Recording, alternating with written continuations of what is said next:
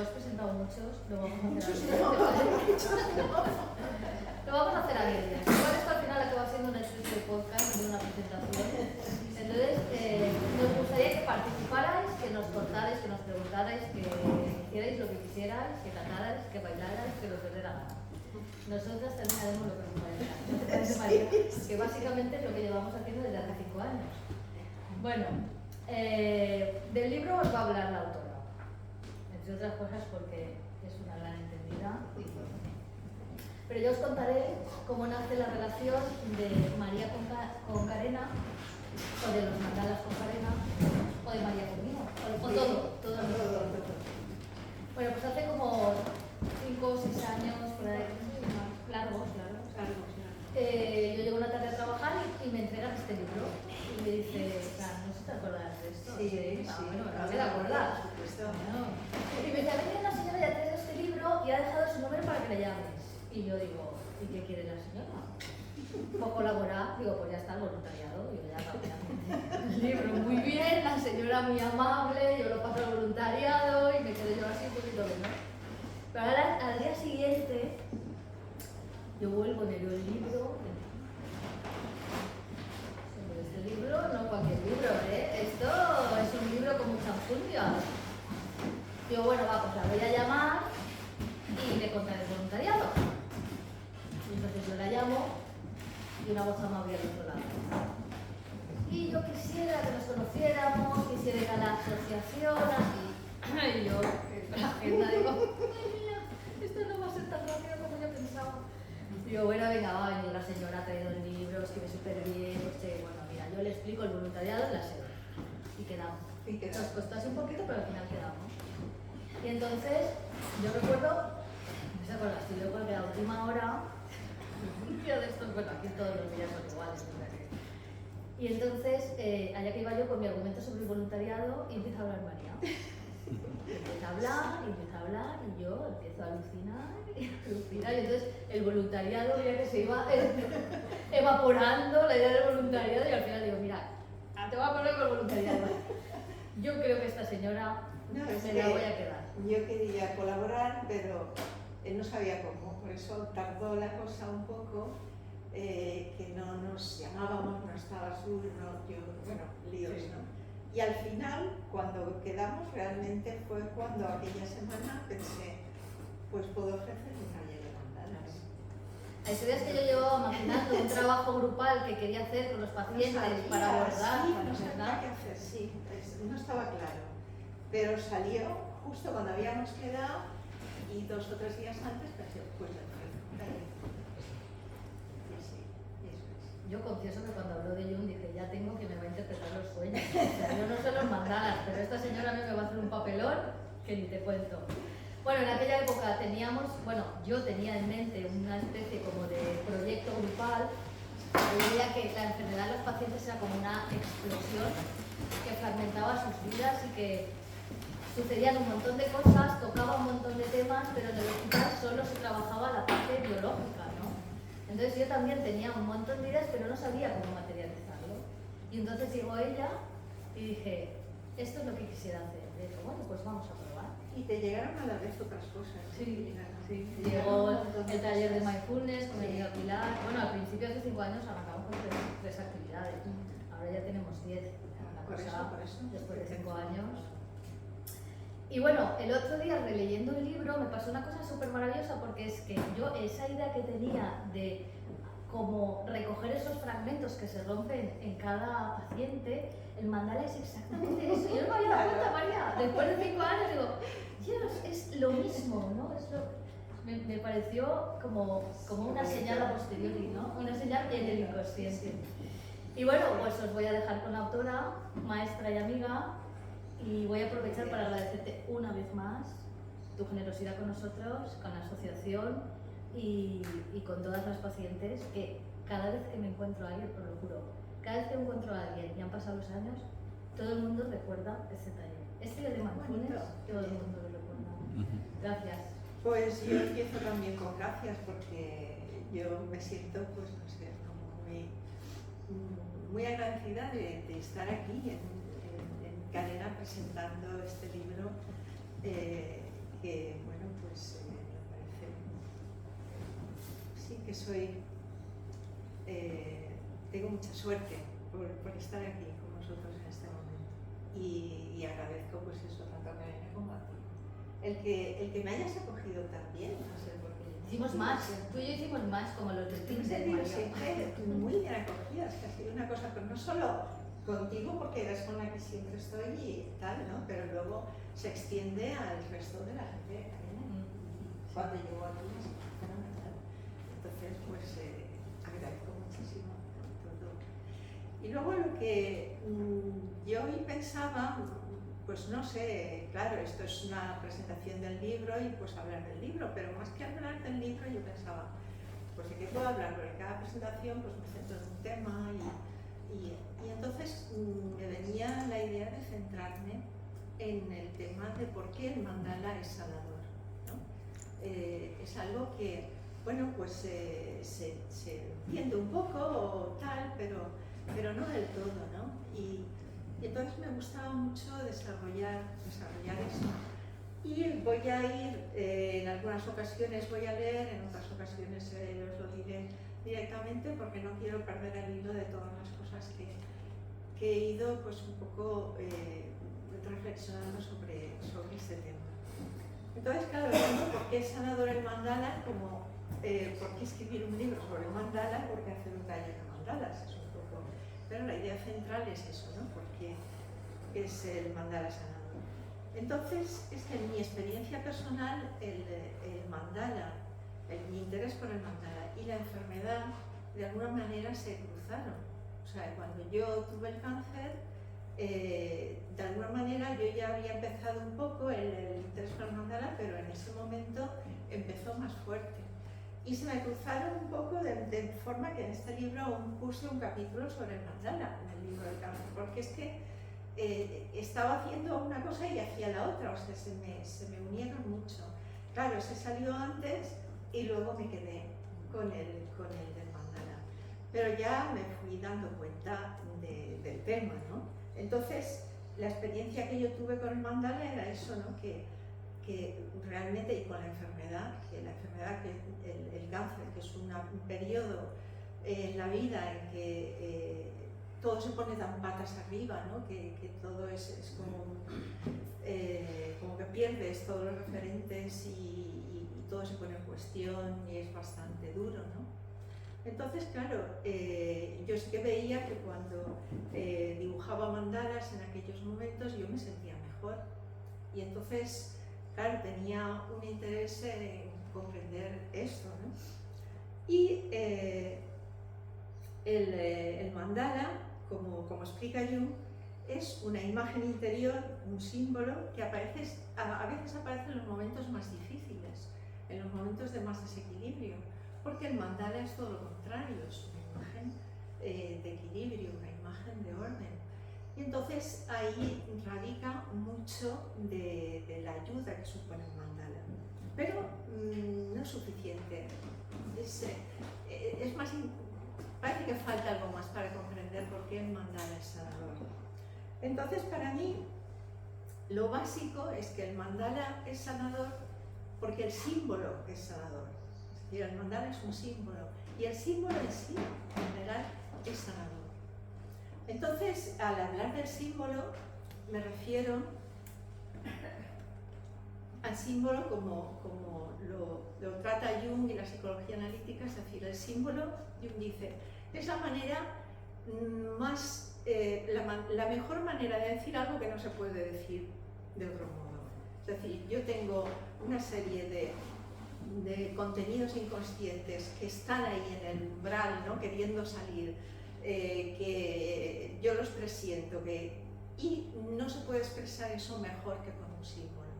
Y entonces, de una manera natural, sale un símbolo, normalmente en los sueños, que expresa eso.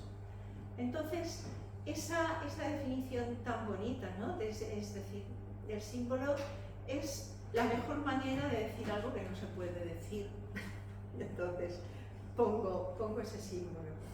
Entonces, claro, el símbolo no es ninguna convención, no es nada hecho adrede, es algo que sale de una manera espontánea. para expresar algo de lo que yo todavía no tengo palabras, todavía no sé ni lo que es del todo, no sé cómo decirlo. Entonces, la pregunta de por qué entonces el símbolo es sanador, cualquier símbolo. Entonces el símbolo es sanador porque une el mundo de lo desconocido, donde está ese contenido que necesita salir, del inconsciente, con el mundo de lo conocido, es decir, con el mundo consciente. Une esas dos cosas. El símbolo sale ahí entre ese algo que yo noto que quiere surgir y mi conciencia que está más alejada, ¿no? Entonces el símbolo nace ahí en medio como un puente, es un puente que une por un lado lo conocido y lo desconocido, o el consciente y el inconsciente. Y esa es la función del símbolo en general, ¿no? Entonces yo había puesto, y esto es muy bonito, es sana porque relaciona a cada persona con este símbolo, con esa parte de su propia esencia que es su otra cara, o su cruz, ¿no? Es decir, ese unir del consciente con el inconsciente es unir dos partes de lo mismo, y eso es lo que sana. A mí me sana porque yo, de repente el símbolo hace que me una yo que sé mi consciente con ese inconsciente que está necesitando salir y yo todavía no lo sé recoger, no hay palabras, no hay una expresión clara. Entonces, para expresarlo me venía el ejemplo, por ejemplo, yo sueño, imaginamos que sueño con un león. Entonces, el león como el símbolo del que estamos hablando. Entonces sueño con un león. Evidentemente en mi casa no hay ningún león, yo no conozco ningún león, ese sueño en el que, ese león en el que yo sueño es un símbolo, no es ningún león conocido. Es decir, normalmente todo lo que soñamos son símbolos, pero es muy evidente cuando eso que soñamos no está en nuestra vida cotidiana, no tenemos ninguna experiencia de esto, ¿no? Entonces yo sueño con un león y digo, ostras, he soñado con un león. ¿Esto qué sentido tiene o qué es, ¿no? Y me puedo extrañar. Y entonces puedo dejarlo ahí, ¿no? Y puedo contarlo. Mira, he soñado con un león. Ah, mira, qué cosa más rara. Y ya está, ¿no? Pero puedo darle vueltas y, ostras, pues si he soñado con un león, entonces puedo pensar, tratar de descubrir lo que es el león, y entonces puedo pensar qué significa un león, por ejemplo, en mi cultura o para mí. Yo puedo pensar, pues sí, el rey de la selva, pues es una fuerza instintiva arrolladora, pues es una fuerza así de poder, cuando se dice la parte del león es la más fuerte, es la más grande. Entonces puedo estar pensando todas estas cosas, puedo estar pensando qué significa para mí, puedo estar haciendo asociaciones y decir lo que en ese momento viene a mi mente del león, que vi uno en una película últimamente, que hicieron un reportaje y me dio tal sensación. Y luego puedo pensar, ¿qué ha pasado estos días? ¿Qué hay en mi situación consciente? Y entonces es posible que de repente yo recuerde que en un momento determinado yo he actuado como un león, es decir, he actuado con un complejo de poder, he actuado de un modo como si mi voluntad tuviera que ser la que se respeta y ya está. Y entonces digo, ostras, ahí está mi león. Y entonces, cuando me doy cuenta de esto, me doy cuenta a la vez de mi complejo de poder. Yo aquí he actuado con un complejo de poder. Entonces, ¿qué ha hecho el símbolo? El símbolo me ha traído una actitud que yo tenía inconsciente, que era mía, que yo había actuado así, pero yo no me daba cuenta. Y entonces el león de ese sueño me ha hecho ver que yo he tenido una actitud de poder. Entonces ahí el símbolo está sanando, es decir, está uniendo lo que yo no sabía de mí con lo que yo sí que sé, ¿no? Y entonces ahora eso forma parte de mi vida también, mi saber que yo tengo un complejo de poder. Entonces, claro, decir que esto es sanador, que me doy cuenta que tengo un complejo de poder, pero sí, porque darnos cuenta de las cosas oscuras, de las cosas no tan maravillosas, sino de las cosas que no nos gustan, pero que son así, nos hace más completos, nos hace más humanos, nos hace más enteros. Entonces eso nos sana de la fragmentación, ¿no? Normalmente estamos bastante fragmentados y el símbolo ahí nos está sanando, por eso el símbolo es sanador, ¿no? Entonces, si yo entiendo algo de lo que dice el símbolo de mi sueño, ese contenido de mi inconsciente que estaba disociado se une a mí, me transforma, y me transforma si soy capaz de integrarlo en mi vida consciente, si soy capaz. Y eso lo veremos, porque hay tres aspectos muy importantes del símbolo. Uno es el querer entenderlo, es decir, yo puedo querer entender lo que es un león, tratar de entenderlo y buscarlo y darle vueltas y un poco estar con el símbolo y ver qué significa, para que ese símbolo de alguna manera se abra a mí, ¿no? Me hable. Entonces, ese sería el primer paso en un símbolo. Pero no es suficiente, porque todo símbolo tiene una carga emocional, una carga de sentimiento, una carga luminosa, una carga enorme. Y entonces, si pasamos de esa carga, si pasamos de ver si ese león a mí me gustaba o no me gustaba, o me hacía sentir que era una fuerza que me deslumbraba, o me hacía sentir un rechazo. Es decir, ahí hay una carga emocional que tenemos que descubrir en el símbolo. Y es muy importante, porque si no, el símbolo no significa nada. Y por ejemplo, en esto es muy bonito que dice: los que no son conscientes de la tonalidad afectiva del arquetipo o del símbolo acaban con un amasijo de conceptos. Es como irte a mirar en un diccionario de símbolos, a ver qué dice del león. Ay, pues esto y esto, vale. Y entonces dice, te encuentras con un amasijo de ideas o que demuestran que cualquier cosa quiere decir cualquier cosa, es decir, nada, ¿no? Entonces, es importantísimo ir a comprender la carga luminosa que tiene, la carga emocional o afectiva. Y luego, otra cosa importantísima del símbolo es que realmente saquemos unas conclusiones. O sea, si yo sueño con el león y me doy cuenta de que es mi complejo de poder, entonces, ¿qué hago? ¿Sigo adelante portándome como un león o me lo planteo y digo, bueno, es que esto no está claro, ¿no? Es decir, sacar unas conclusiones éticas, unas conclusiones de lo que significa ese símbolo para mí. Entonces, esa es la base, digamos, la base de por qué cualquier símbolo, cualquiera, es sanador, ¿no? Pero luego tenemos el tema del mandala, ¿no? Entonces, ¿qué pasa con el mandala, ¿no? ¿Qué tiene de sanador el mandala? Pues por un lado es un símbolo, o sea, cuando sale un mandala, tanto puede aparecer en un sueño o puede aparecer en un dibujo, que yo sin darme cuenta estoy dibujando un mandala, eso le pasa a mucha gente, que se pone a dibujar y sin darse cuenta ha dibujado un mandala.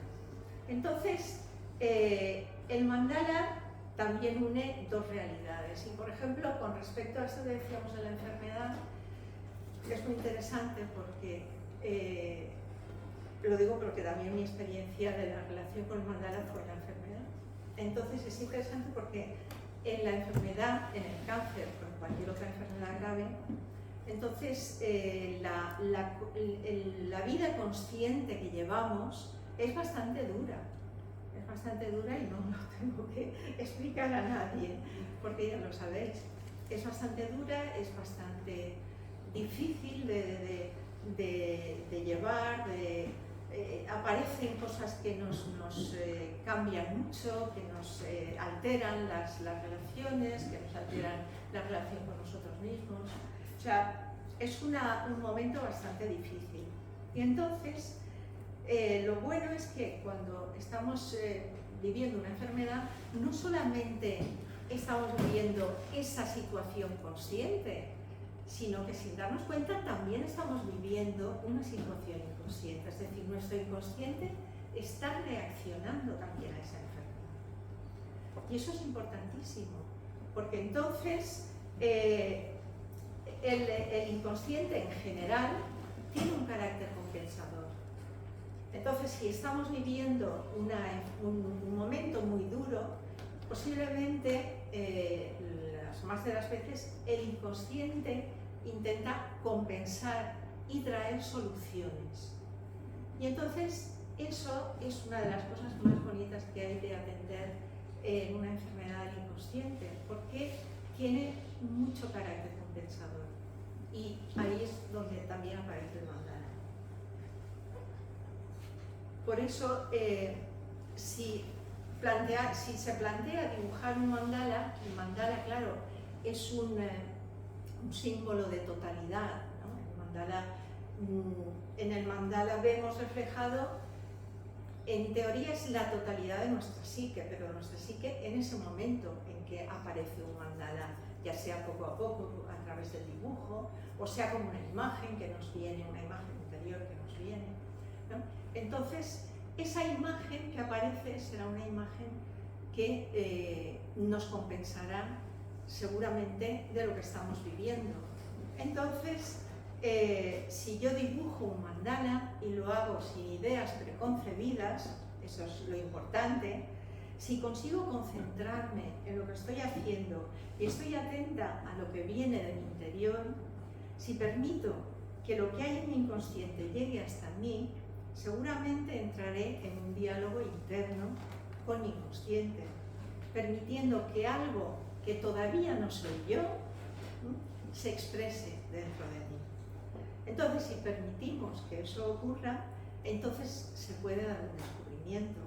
Y de repente una parte de nosotros mismos, una parte que desconocíamos, aparece ante nuestros ojos en ese mandala. Puede aparecer en cualquier imagen, pero en el mandala suele aparecer con más frecuencia. Por eso de ser un símbolo de totalidad. Y puede sorprendernos que de repente, voy a ir poniendo, esto es lo que os he dicho, es que luego me olvido de que he preparado entonces podemos dibujar un mandala y de repente puede aparecer algo que no esperábamos. Por ejemplo, este mandala, que está en el libro también, pues es de una persona que estaba pasando un periodo malísimo, estaba enferma y del todo tenía que seguir trabajando, estaba rabiosa, estaba casi sin fuerzas y le vino esta garra, ¿no? Entonces, claro, esta garra dices, bueno, eso es impresionante, ¿no? De repente te está viniendo una fuerza instintiva ahí para ver cómo sales tú de esta, qué es lo que haces, porque ella estaba muy hundida. O puede aparecer este mandala, ¿no? Que puede aparecerte una mariposa preciosa, ¿no? Que sabemos que es un símbolo o lleva un mensaje de transformación, de renacimiento. Entonces eso es algo también que nos da fuerza, nos da ese ímpetu para continuar. O puede aparecer una estrella que parece una estrella de mar, ¿no? Y entonces también es algo que dices, bueno, una estrella que está tan conectada con el destino, con las posibilidades de lo que podemos hacer en un futuro. Y dices, bueno, es posible que sea una estrella que todavía está en el fondo del mar, pero ahí está y está queriendo salir. O puede aparecer, esto fue muy bonito, la persona que lo hizo quería hacer peces, todo de peces. y haciendo peces de repente le salió un pájaro y luego otro y luego todo de pájaros, ¿no? Ella lo veía como algo sorprendente, algo que no pensaba que le podía ocurrir, ¿no? Entonces, estas cosas pasan, ¿no? O, por ejemplo, que también pasó aquí en Cadena, que de repente una persona que está muy mal físicamente y anímicamente estaba muy mal, de repente empieza a dibujar toda esta parte, este verdor en este árbol que parece que esté absolutamente quemado, ¿no? Como pues, era real, ¿no? Es una experiencia de vida, ¿no? Así. Cosas, o esta que la autora le llamó huevo herido, en el que me fue contando, y es muy bonito, todo el trayecto de lo que significó para ella cada una de estas líneas, cómo lo vivió, cómo fue las sensaciones a que se referían, cómo a partir de esta línea sinuosa empiezan a aparecer colores, y luego como ya se abren, salen los colores y aparecen esos como pájaros de colores que se van volando. Entonces, claro, es lo que esto nos sorprende y nos llama muchísimo la atención, pero es así, ¿no? En el mandala hay algo así como un mensaje que nos llega desde el fondo de nuestro inconsciente, un mensaje, cuando estamos muy mal, un mensaje de ayuda, y eso es lo interesante del mandala. Entonces, por eso es lo que decía, esto puede pasar con cualquier imagen que dibujemos, pero en el mandala hay algo especial, porque es un símbolo de totalidad. El mandala recoge lo que yo soy en un momentito determinado, reúne todos los pedacitos dispersos de mi personalidad y hace con ellos una unidad, una totalidad, algo que es imposible de lograr desde el consciente. Yo no soy capaz desde el consciente de hacer eso, pero desde el inconsciente sí que hay esa posibilidad de que se haga. Entonces, esta pregunta de por qué sanador el mandala, pues más o menos ya va perfilándose, ¿no? Y también me gustaba mucho tener claro a qué hace referencia el mandala. Bueno, esto es una explicación externa del mandala como círculo mágico, etc. Pero no era eso lo que me interesaba, sino la siguiente definición de Jung, que habla de a qué hace referencia el mandala. Cuando vemos un mandala, ¿de qué se está hablando? Entonces él dice, el motivo fundamental del mandala es la premonición, ¿no? Del presentimiento de un centro de la personalidad, por así decir, de un lugar central en el interior del alma al que todo está referido y mediante el que todo está ordenado, y que a la vez constituye una fuente de energía. Eso es una definición de mandala que me parece, para mí, la más maravillosa que he podido, porque lo recoge todo, ¿no? Parece fabuloso. Y entonces esta cita tiene varias ideas, o sobre todo dos ideas importantes, sobre las que podemos reflexionar. Esta primera, ¿no? La premonición de un centro de la personalidad, que esto lo tenemos, yo creo que la mayoría, ¿no? Uno tiene la premonición, la sospecha, el presentimiento de que hay como un centro interior, ¿no? De la personalidad, por llamarlo de algún modo, un centro del alma. Dice, entonces esta afirmación de Jung nos ayuda también a comprender por qué el mandala puede ser sanador. En primer lugar, porque al dibujar un mandala creamos una imagen visual de lo que antes era solo una premonición. Eso es muy importante. Yo tengo una sensación y es una sensación. Hago un dibujo y ahora ya es algo que existe en la realidad. Este dibujo lo puedo enseñar, lo puedo modificar, me lo puedo enmarcar y ponérmelo en la pared, puedo hablar de él, lo puedo recordar el año que viene. Quiero decir que es importantísimo que la premonición o que no se quede en eso, ¿no? Entonces, ahí está lo bueno, ¿no? Al dibujar un mandala creamos esta imagen de lo que era solo esto, esa premonición, de ese centro de la personalidad, y por tanto esa premonición pasa a expresarse en el espacio exterior. Al darle forma, estamos uniendo algo que existe virtual o que casi pasajero o que puede ser algo transitorio, difícilmente expresable, con una imagen que trata de darle forma y que le da una existencia concreta en la realidad, que es lo que es decir. Además, ese lugar central, que dice también Jung, de un lugar central en el interior del alma al que todo está referido, nos permite también concebirnos a nosotros mismos como un todo ordenado.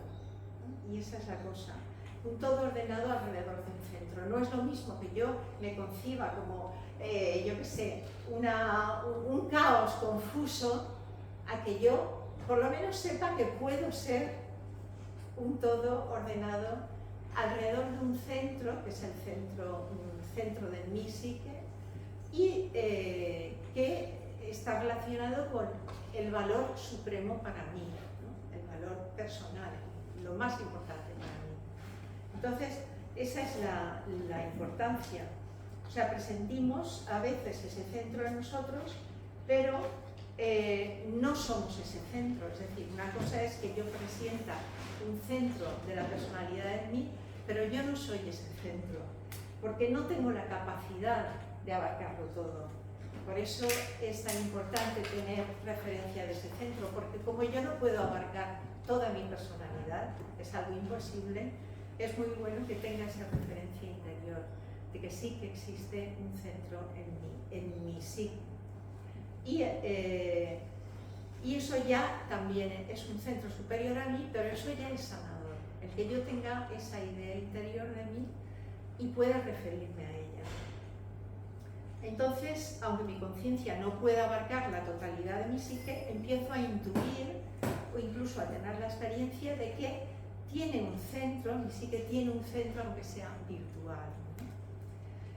Y entonces lo bueno es que ese centro es una fuente de energía, como dice Jung.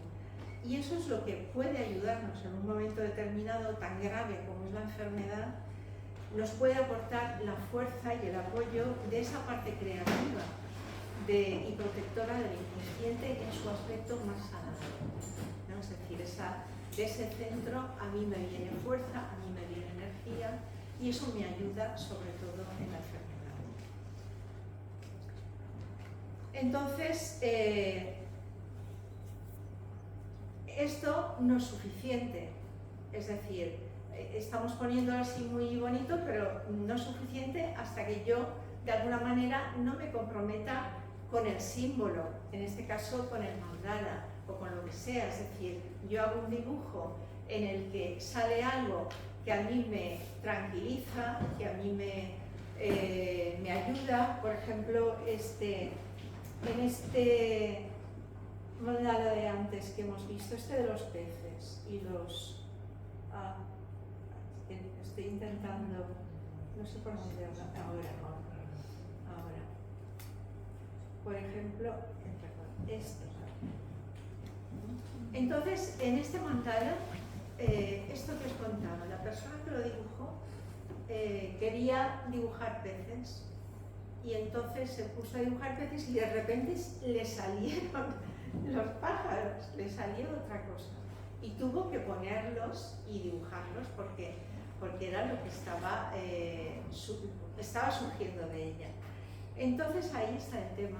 Lo que os decía antes del símbolo, lo importante que es tomarse en serio lo que viene tanto en el mandala como en cualquier otro símbolo, como un sueño, todas estas cosas. Lo importante era esa tercera fase del símbolo, es decir, tomarme en serio y comprometerme con lo que está saliendo. Entonces, igual que os decía lo del el león, ¿no? Es decir, pues me tendré que comprometer con que, bueno, si yo en mi sueño me he visto mi aspecto de león y no me ha gustado, pues tendré que ver qué hago yo ahora con esto.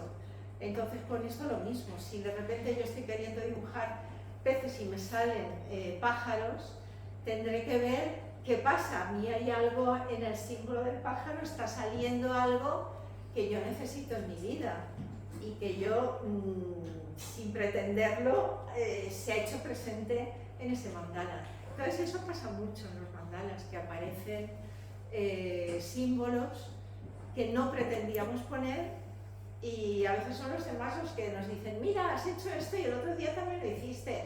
Ah, pues mira, aquí has dibujado esto y lo has vuelto a dibujar ahí. Y dices, ay, pues, ¿no? Entonces, tener esa responsabilidad, es decir, con el inconsciente, es decir, si sale este símbolo, pues algo me está diciendo. Entonces, ahí es ese trabajo de ir entrando en el símbolo que está tratando de sanarme, que está tratando de hacerme más completa o que está tratando de equilibrarme, ¿no? Porque nosotros tenemos esa tendencia a desequilibrarnos, ¿no? Normalmente el consciente se va mucho a lo conocido, a repetir lo mismo, a lo que le resulta fácil, a todas estas cosas, ¿no? Y entonces ahí hay una tendencia a desequilibrarnos. Y entonces viene esa atención al inconsciente a ver cómo puedo ir integrando todo esto que me acaba equilibrando y que me acaba dando una sensación de bienestar. Entonces, si yo no trato de traer estas cosas a la realidad, pues lo que había de sanador en el símbolo se pierde. Y entonces, bueno, pues habré soñado con este símbolo, igual he entendido algo, pero si se queda ahí, pues es una pena. También yo comento a veces pues con los mandalas, como el mandala es un símbolo de totalidad, si no lo recogemos, entonces pues seguimos fragmentados, ¿no? Es un símbolo de unidad. Si no recogemos esa unidad que nos trae el mandala, esa unidad que estamos viendo allí en el dibujo que está saliendo, entonces seguimos fragmentados y hay un sufrimiento por esa fragmentación. Si seguimos con esa actitud fragmentaria en la vida, pues seguimos con un sufrimiento. Entonces, todo esto que estoy diciendo, por supuesto, estamos hablando de mandala que dibujamos, que hacemos entero, ¿no? Que no estamos hablando de colorear ni de un mandala que nos dan hecho y que lo rellenamos sino que estamos hablando de un mandala como toda una imagen que surge y que vamos completando y que vamos poniendo cada cosa que viene en ese momento a nuestra imaginación. Y entonces también, pues volviendo a por qué puede ser terapéutico un taller de mandalas, pues yo creo que el taller de mandalas puede ayudar a que si alguien que ha hecho el taller de mandalas le viene las ganas de hacer un mandala, pues que tenga más conciencia de que es importante, es algo importante, que no es una tontería, es decir, cualquiera puede tener ganas de hacer un mandala, pero si yo no le doy valor, pues seguramente el mandala a lo mejor lo tendré 2 días en la cabeza y luego lo olvidaré. Pero si ya sé que el mandala es importante, entonces cuando tenga ganas de dibujar un mandala, pues posiblemente esté más cerca de dibujarlo que si no he estado en un taller de mandalas. Entonces por eso es algo interesante desde el punto de vista terapéutico. Y luego pues ya como presentación del libro, el por qué escribir un libro sobre el mandala, pues eso fue algo que salió sin pretender, por supuesto, ¿no? Yo no sé, iba igual que el otro también, que el del cáncer, es decir, yo me veía en una situación difícil y el escribir sobre lo que me estaba pasando, investigando sobre esto me ayudaba. Y entonces surgían muchos temas y iba poniendo, digamos, cada tema en un apartado y tenías un espacio donde reflexionar sobre ello. Y entonces yo, el libro sobre el mandala a mí me ayudó mucho, porque en la obra de Jung, Jung habla mucho y le da muchísimo valor al mandala y está en toda su obra, pero está disperso. Está un poco, su obra es muy extensa y entonces en un libro habla un poquito de una cosa, en otro habla de otra, en otro poquito, en otro habla...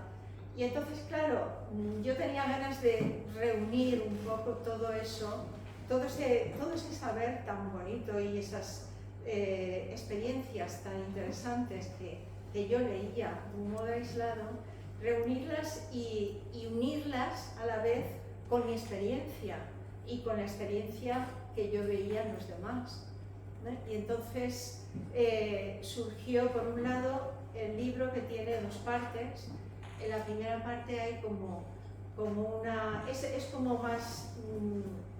decir que es un mandala, ¿no? Es una parte histórica, qué es lo que siempre se ha proyectado en el mandala, o qué es lo que siempre se ha visto ahí, porque el mandala es algo, se ha sentido como algo religioso o como algo sagrado, por qué en los mandalas la figura del Dios o el Cristo tal siempre se ha puesto en el centro, por qué la cuaternidad, es decir, una serie de cosas. Entonces la primera parte era más histórico y más relacionado con el impulso de individuación, es decir, el impulso de llegar a ser cada uno lo que realmente es, que no es tan fácil, ¿no? Y luego en la segunda parte lo que he ido ha sido desgranar todas esas partes del mandala, ¿no? Es decir, empezando por el círculo, que cuando en los talleres de mandala pues, me gusta mucho hablar del círculo porque me parece básico, ¿no? El primer capítulo es el círculo y es el círculo mágico y es el límite del mandala y es lo que significa el límite de tu personalidad, el límite de lo que eres tú en tu vida, ¿no? Entonces es tan importante tener límites en la vida cotidiana que vivimos, tan necesario tener límites y vivir dentro de un espacio protegido, que el círculo está hablando de eso, de ese espacio protegido dentro del cual yo puedo entender, o sea, puedo encontrar mi casa, puedo encontrar lo que soy yo, y esos límites en los que yo veo que de ahí para afuera no soy yo. O sea, eso es importante. Es decir, yo tengo un límite y de aquí para aquí soy yo y luego son los demás. Es el mundo, tenemos cosas en común, pero no soy yo. Eso es importante, porque eso va a hacer que se limpie mucho, digamos, la empatía, ¿no? Por ejemplo, va a ser otra cosa. Si nos mezclamos, la empatía no es realmente algo que ayuda, ¿no? Sino que puede enredar mucho. Entonces, eso, ese límite que era el capítulo 1 y que lo he ido poniendo, a ver, sí.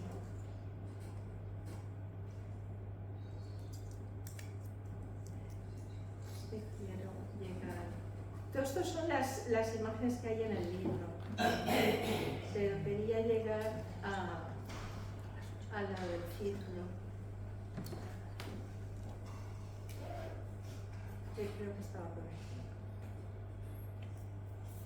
Estos son mandalas, esto es la primera parte todavía. Aquí está. Esta, por ejemplo, me parece maravillosa, esta imagen, como círculo mágico. Me parece una preciosidad, porque es en la historia de Buda, es ese momento en que le atacan los diablos y él construye. Que no es que sea así en la leyenda, pero hay muchos dibujos que lo han cogido así, lo han plasmado y lo han ilustrado de este modo, como un círculo mágico alrededor. Entonces hay por ejemplo, esta ciudad que hace no solamente ese círculo, sino como una estrella, ¿no? Es una ciudad en la que se decía que era la más protegida de todas porque tenía esa forma, es decir, todavía iba más allá, ese círculo estaba reforzadísimo, ¿no? Entonces ese círculo es una de las imágenes que aparecen aquí. Esto es un círculo abierto de los, según los indios, lo dejan abierto en el este porque por el este viene todo lo bueno y entonces ahí se puede, pero siempre ponen ahí unos guardianes para por si acaso, porque nunca se sabe, ¿no? Entonces hay varias, por ejemplo tiene ese círculo que es una serpiente y dentro está la individuación, el árbol del desarrollo personal, ¿no? Del desarrollo. Y entonces es muy bonito ver cómo de alguna manera esa serpiente está protegiendo ese desarrollo personal, de un modo que a veces necesitamos la frialdad de la serpiente para poder mantener ese espacio en el que nos desarrollemos, ¿no? Que a veces la serpiente puede ser vista como algo negativo y a veces es algo positivo incluso en su frialdad, porque a veces necesitamos construir ese círculo para podernos desarrollar. Entonces aquí es esa construcción enorme y este es un mandala que me gustó muchísimo, que habla del círculo, porque es música, ¿no? Ese círculo es un círculo que para mí el efecto protector de la música me parece maravilloso, ¿no? Aquí se ha captado esa manera como la música nos puede proteger y puede proteger la música que es ritmo, que es armonía, que son todas estas cosas, puede proteger lo que se está gestando dentro del mandala, que parece como un huevo que está tomando forma. Y bueno, esta segunda parte va haciendo estas cosas, es decir, va poniendo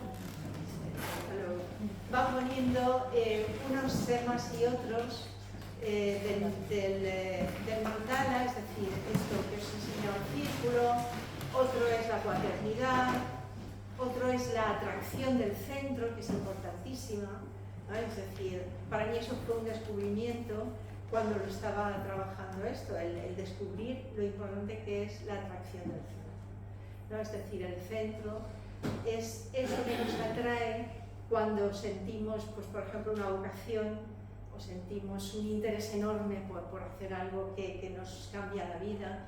Eso es una atracción que se hace desde dentro y es desde el núcleo de la personalidad. De repente yo sé que quiero estudiar esto, que quiero ser esto, que quiero transformar mi vida de esta manera. Y eso se simboliza también en esa atracción del centro. Entonces, bueno,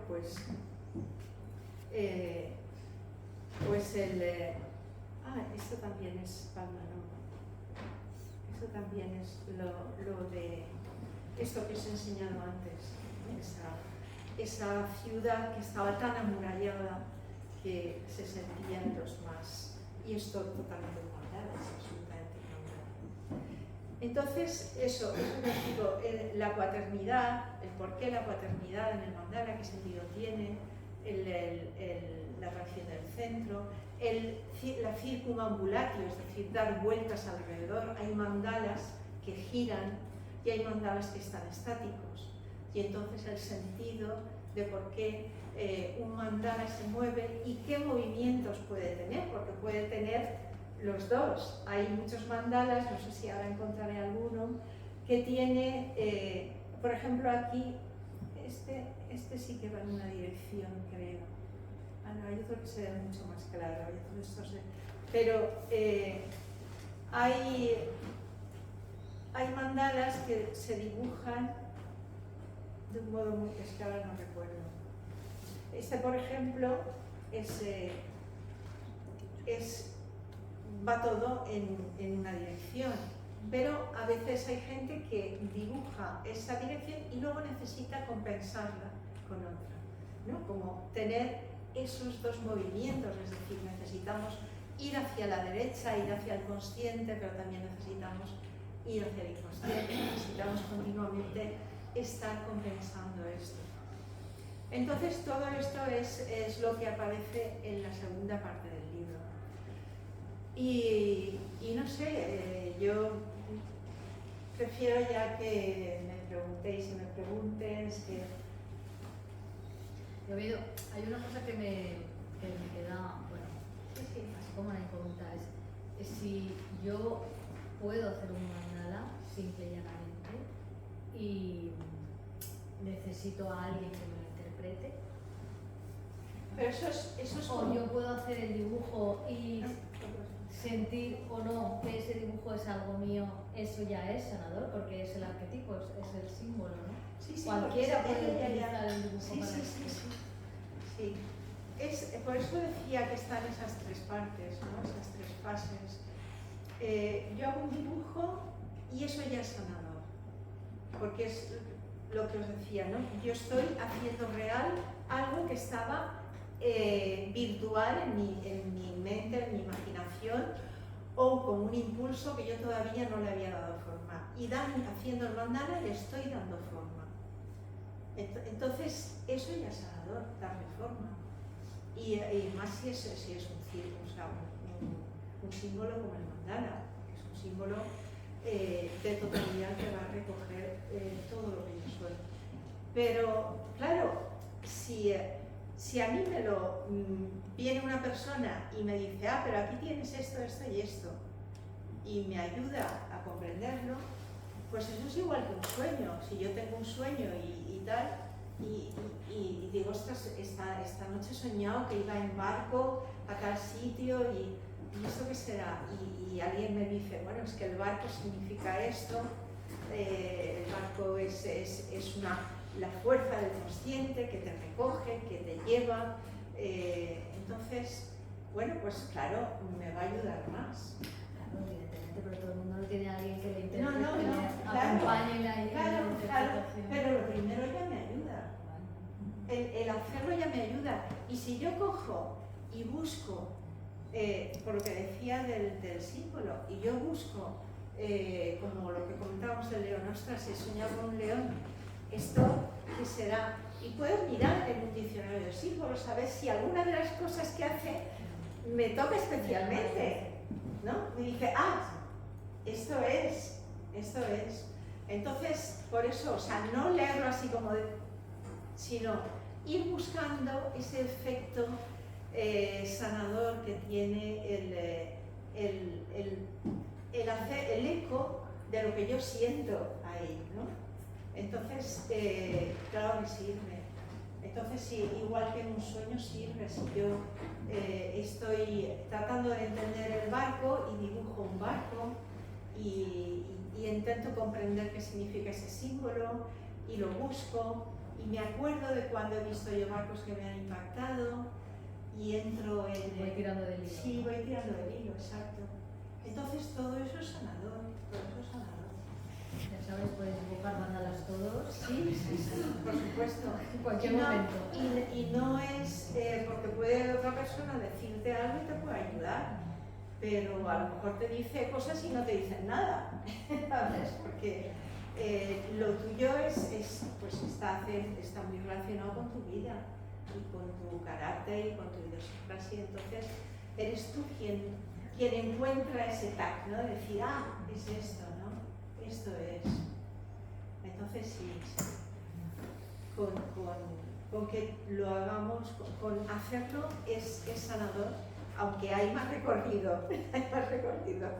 Mati. Sí, has empezado hablando de la importancia del símbolo porque expresa a través de lo inefable, lo que está escondido. Sí. La pregunta, lo que me ha venido a la mente, la pregunta ¿sería el equivalente a la imagen, metáfora o alegoría en la literatura? Sí, yo estaba pensando, de hecho, en la poesía. ¿verdad? Sí, yo estaba pensando en San Juan de la Cruz, ¿no? Sí. En la poesía que escribe, que todos son metáforas, todos son símbolos. Entonces, claro, la poesía está tratando de expresar una realidad difícil de decir. Inefable, ¿no? Exacto. Algo que tú estás sintiendo y no sabes, y no lo puedes decir, no se lo puedes decir al vecino, ni a tu pareja, ni... Es demasiado profundo, demasiado complejo. Y entonces necesitas, el pintor se pondrá a pintar, alguien que tiene más facilidad para escribir, se pondrá a escribir, pero ahí está, o sea, estamos, ayer, no sé si fue ayer o antes de ayer, hablaban de un músico que se llama de apellido Iglesias, que es el músico de las películas de Almodóvar. Sí, Alberto Iglesias. Alberto Iglesias. Y entonces estaba hablando, no sé si lo visteis, salió un informativo. Y entonces decía, es que la poesía, dice, es lo que está en el límite con el más allá. Y la música es el más allá. Me hizo muchas gracias. Muchas gracias. Y la otra pregunta era un poco, se me ha ocurrido oyéndote sin saber mucho de mandalas, o sabiendo nada de mandalas, lo que ha dicho Sonia, un mandala para que exprese lo oculto en el centro que has dicho del alma, Sí. se tendrá que dibujar sin ningún propósito. Claro. Que si quien lo dibuja, como has dicho en uno de los mandalas, el de el huevo herido, Sí. quien lo dibuja ya sabe decir lo que quería expresar, poco nuevo va a sacar si ya se dibuja sabiendo que quiero expresar, ¿no?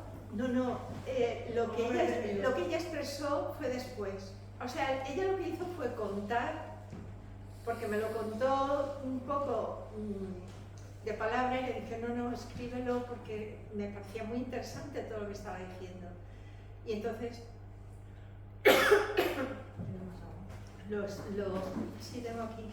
Y entonces lo expresó. Pero eso fue a posteriori. Claro. Ella dibujó este camino que empieza tan así, Como una onda. Sí, eso la onda fue luego, que ya era un poquito más humana, ¿no? Pero al principio era una sierra, una cosa difícil, luego incluso como una herida al fin. O sea, lo que ella iba viviendo conforme iba saliendo. Y me parecía tan bonito que para que no se perdiera, le pedí que lo escribiera. Y me pareció una maravilla. Y no es que al escribirlo ya se dijera qué es lo que es esto, pero había un acercamiento, ¿no? A decir qué es lo que ha salido de ahí. Nos vamos acercando, vamos pudiendo decir algo. Parece que sea un camino en el que se ha tocado un punto nodal así duro, difícil, y luego había no sé si había una vuelta una ida hacia un lado y luego una vuelta. Y entonces había un trabajo ahí, a ver si lo encontramos.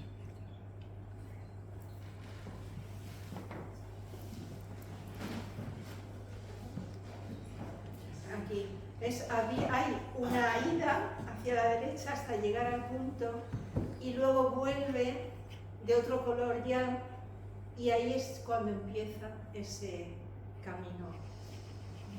Entonces no hay nada concreto, pero solo hay una expresión de un sufrimiento. Y bueno, pues es algo a trabajar. Está esta imagen y es algo a seguir trabajando, pero lo bonito es que da esa apertura, esa explosión, esa cosa tan maravillosa al final de que lo que había empezado así puede tener ese final, ¿no? De decir unos pájaros, esa libertad y los colores. En realidad tú nunca sabes lo que vas a dibujar. Sí, Los colores te llaman, las formas se van llevando y al final dices, uy, mira, me ha salido un no sé qué. Te sorprendes, tú te sorprendes, ¿no? Sí, Marta. Lo que también es como, cuando ha dicho de la poesía, es que además cada uno luego lo interpretamos de una manera. Por ejemplo, hay frases de poesía que tú lo puedes ver de una manera y otra. Por ejemplo, el mandala que has dicho de los peces Sí, y los pájaros, yo ahí no veía los pájaros. Yo veía más como una, ¿sabes? Que luego cada uno es como, sí. ahí es donde se nota cada uno como lo expresa, ¿no? Sí, ahí la cosa es el que ha hecho el mandala. Claro, pero que luego tú lo ves y dices, pues Sí, yo no lo tú veo lo ves como... de fuera Exacto. y dices, pues tal, pues... Y tú pues lo ves tal. de otra, como la poesía igual, porque la Sí. poesía, cada uno lee la misma poesía y cada uno lo interpreta de una manera. Sí, pero el que lo ha hecho O lo siente, es claro. el que de alguna manera Lo que lo siente. lo ha vivido, le ha Claro. salido a él, ha salido de su inconsciente. Sí. Dices, bueno, pues No, aparte es era esto, súper ¿no? bonito. Es esto. Sí, y en esto de las interpretaciones también, bueno, pues es todo, dices, sí, cada uno, pero no del todo, porque tenemos una tendencia a ver una serie de cosas de forma colectiva. Por ejemplo, un león no lo vamos a ver igual que una jirafa o que un ratón o que un gato. Quiero decir que hay una serie de... Significados globales, sí, universales. claro, de sentidos que son arquetípicos, que son globales. Entonces hay cosas que sí y cosas que con un límite, ¿eh? Ya. No, ya viste mi primer mandala como era. O sea, no digo nada. Que sepas que tengo yo ahí el cuaderno en casa y siempre cuando eso.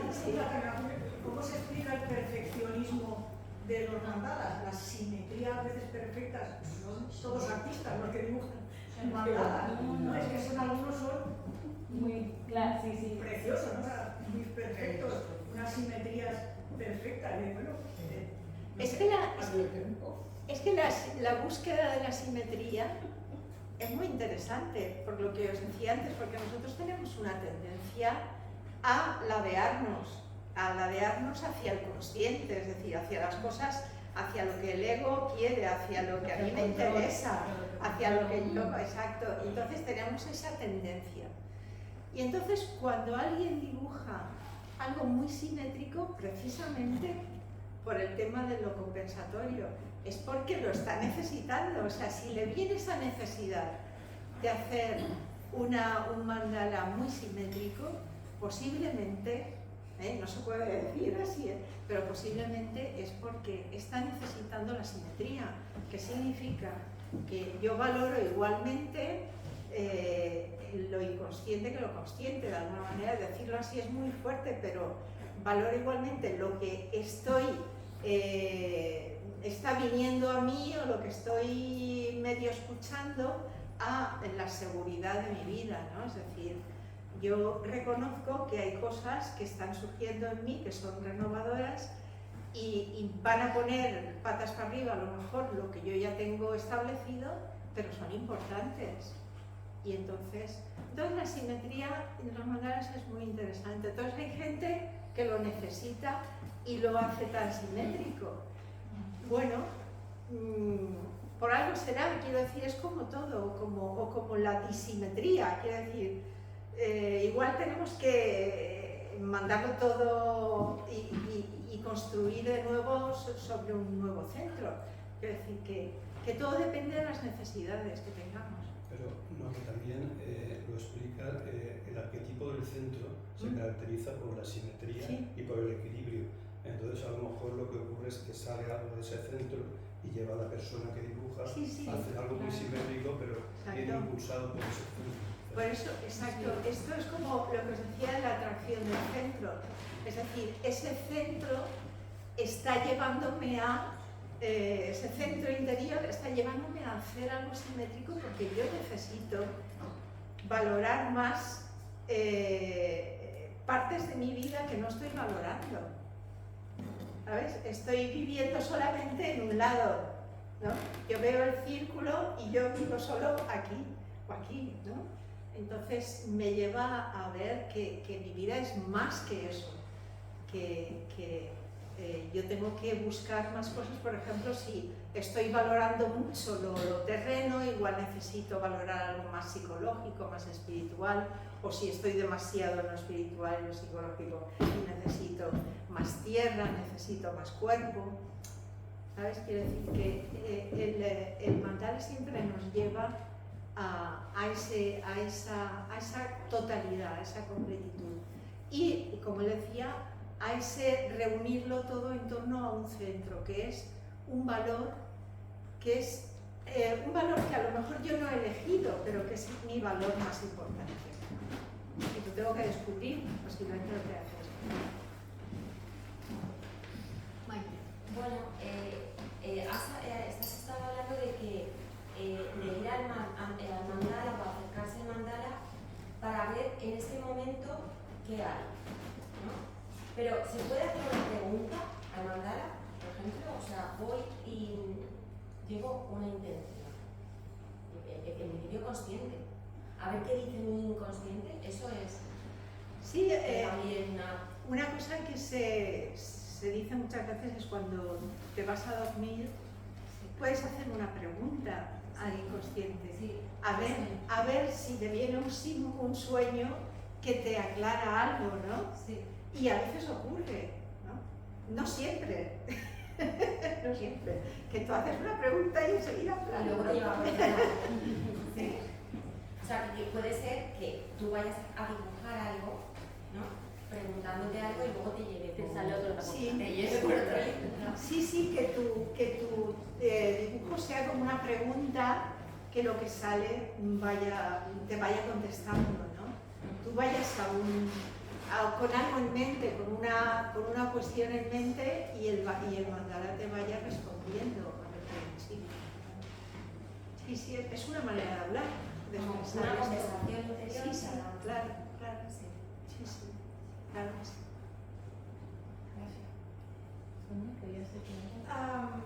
Sí, que quizás puede haber otra manera también de interpretarlos, además de este mandala que representa lo que siento, imagino, pienso ahora mismo, porque yo me imagino que me voy a poner con mi mandala y la miro, que me haya hecho la pregunta o que lo haga por libre, lo miro y no tengo ni idea de cómo interpretarlo. Fácil, a lo mejor en un principio, ¿no?